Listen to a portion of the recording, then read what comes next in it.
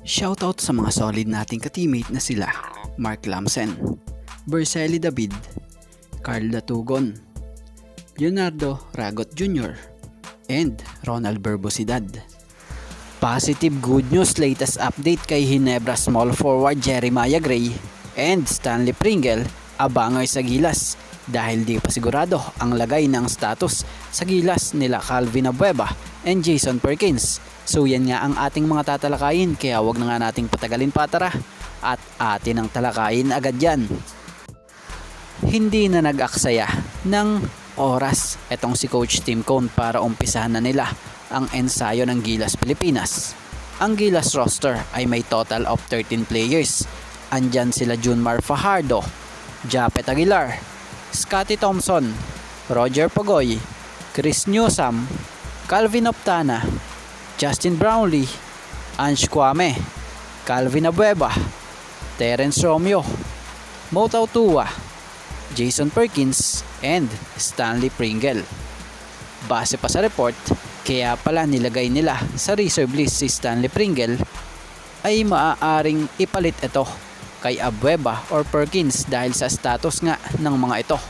Dahil batay sa report, the status of Abueva and Perkins are still up in the air as they were not part of the 60-man list that the Samahang Basketball ng Pilipinas SBP initially submitted to the organizers of the Hangzhou Asiad. So susubukan ng SBP na mag-apela at ang ipalit nga nila sa nakalistang sila Jamie Malonzo and Brandon Ganuelas roster na may mga injuries ay itong sila Abueva and Perkins. So yun, si Stanley na nasa reserve list nga na yan ay pamalit kung sinong player man ang mabawas pa sa lineup. Kaya si Pringle na rin ang nilagay dyan dahil alam naman natin yung play ni Coach Tim at sobrang familiar na ito sa sistema. Hindi nakakailanganin pang mag-adjust pa. At about naman dito kay Jeremiah, isang positive news about sa nasabing manlalaro dahil patuloy na nga ang recovery ng tinamo nitong injury matapos ang operasyon kamakailan.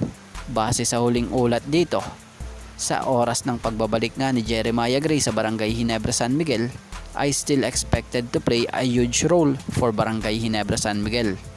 So batay pa sa report nating nakalap, here's some positive news. Batay nga sa isang Instagram post ng nasabing manlalaro na meron ngang picture nung legs nito. Grace posted a photo of his legs while he's lying or what seems to be a physical therapy table, presumably a part of his recovery plan. So magandang pagre-recover ni Jeremiah ito, bagamat may katagalan, pero at least malaki ang chance niya na makabalik ng mas malakas sa hardcourt. So magandang mindset ni Gray ang pagiging makajos din. Ika nga sa Instagram post nito, "Hey Lord, I trust you. #God's plan." So ito nga lang po muna mga ka-teammate ang ating sports pasada, and thank you for watching guys, and God bless everyone.